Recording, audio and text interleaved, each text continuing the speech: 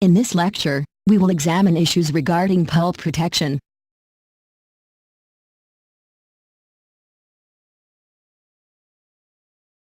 Hello, I'm pleased to have with me today an expert in the field of dental pulp pathology. Thank you for joining us. Doctor, teeth are exposed to thermal changes, chemicals and bacteria which can lead to pain upon contacting a tooth. Pain is more likely when dentin is exposed than when enamel is intact. When detrimental, these three are referred to as insults to the pulp. Trauma can also be an insult to the pulp.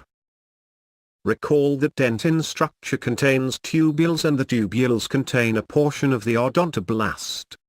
The odontoblast cell body is located at the periphery of the pulp with the odontoblastic process extending into the dentinal tubule. So, anything that contacts the dentin has a pathway or open access to the pulp. Dentin is exposed during most operative procedures. Dentin is also exposed on roots and coronal surfaces due to abrasion, erosion and/or attrition.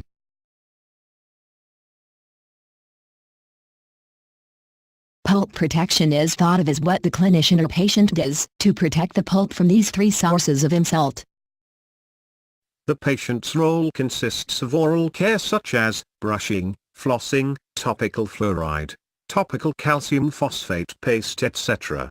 The dentist's role is to apply a medicated liner or base to the preparation as well as the correct use of restorative materials and instrumentation. To stay with the previous slide thought, the tooth's role is to create secondary and tertiary dentin in response to time and insult. The best protection for the pulp is the dentin itself. 1.5 to 2 mm of remaining dentin thickness is the best pulp protection. So, if 1.5 to 2 mm of dentin remains, usually no additional treatment is needed.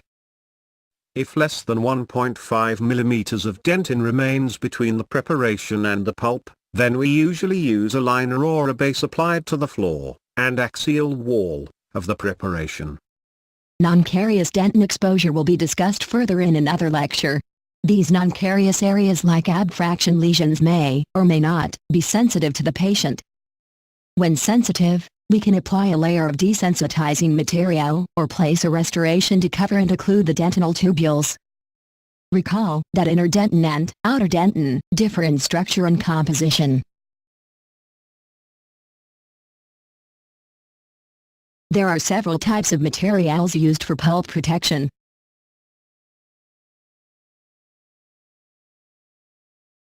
Varnishes have been used extensively in the past but are not currently recommended. One example is Copperlite. Varnish was applied in multiple coats and applied on both enamel and dentin. Liners and bases are often the same material and are commonly used in deep preparations. One example is Fuji Liner LC, which is a glass ionomer material. Another is Dical, which consists of calcium hydroxide. Liners are applied in 1 or 2 coats and applied only on the dentin. Bases are commonly indicated in very deep preparations. One example is Fuji Liner LC. Bases of Fuji Liner LC are applied in 3 or 4 coats and applied only on the dentin. IRM is used as a temporary restorative material. Currently, it is not typically used as a base. Doctor, what is the difference between a liner and a base? Liners and bases are often the same material. The difference between calling it a liner, or calling it a base is the thickness of the pulp protection material applied. Some materials such as calcium hydroxide are only used as liners and some, such as IRM, are only used as bases. The term paint means that the material is about the consistency of nail polish. It is also applied similarly, in that one layer is applied and allowed to dry, dual cured, and then apply another layer if needed.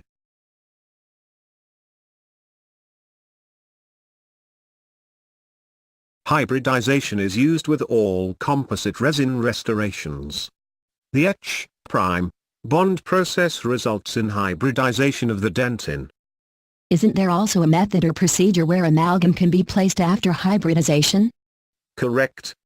In hybridization, materials are placed on both enamel and dentin. Many pulp protection materials are chemically cured two-part systems.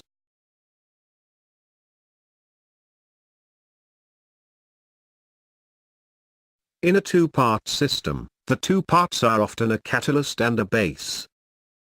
These may consist of two pastes, or a liquid and powder. If not a two-part system, the set is typically initiated by exposure to light. These are referred to as light-cured or photo-cured material.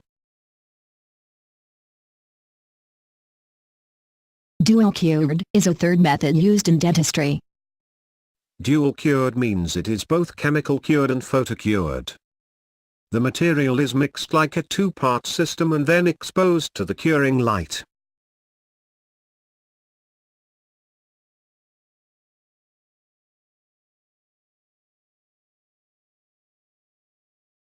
Should we use a liner or base? It depends on the restorative material used and how close the dentin floor is to the pulp. When the pulp is exposed, we must apply liners. Pulp exposure is when you actually see the pulp. A favorable pulp exposure is a very small pinpoint size red dot, a perforation, in the deep dentin. If the exposure is larger than a pinpoint size, the prognosis is decreased significantly. Liners can serve as a chemical barrier and conceal a pulp exposure. The currently recommended liner material is glass ionomer.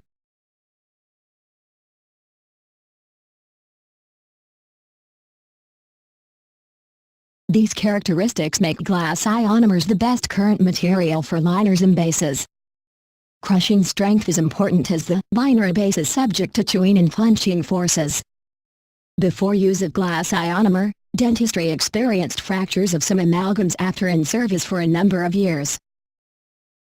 It was determined that the liner base material could dissolve and/or fracture.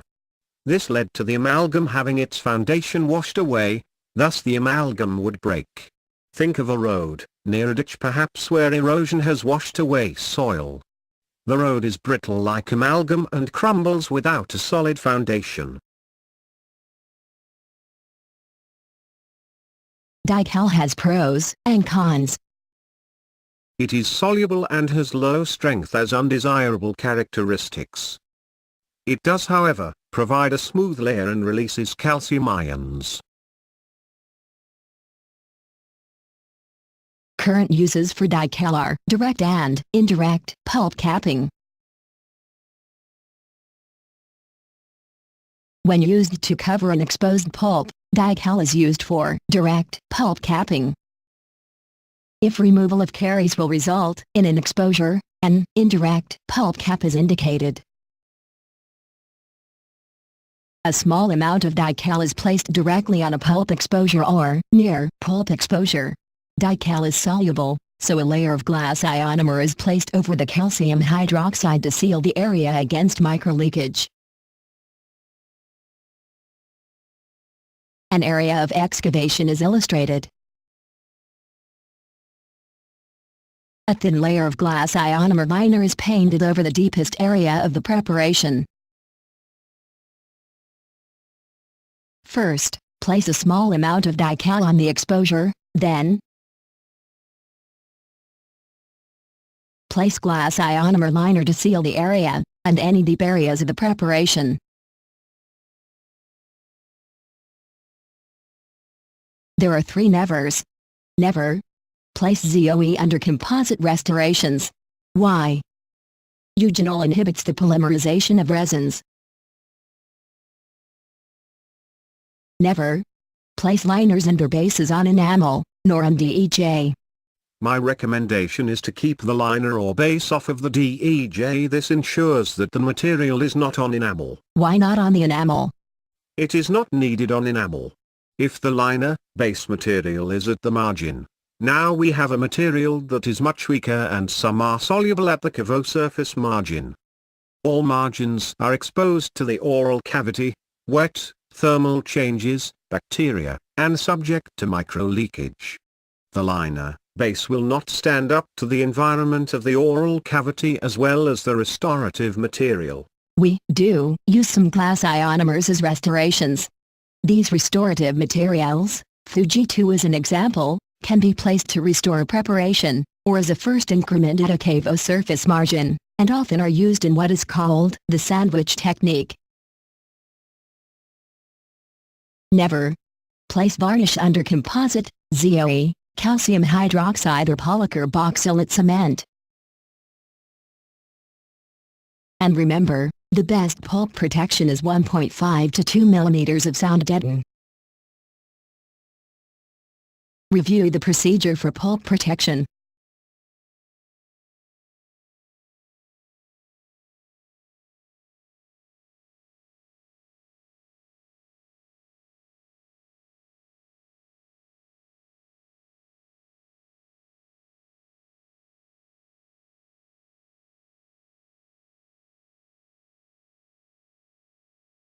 Thank you.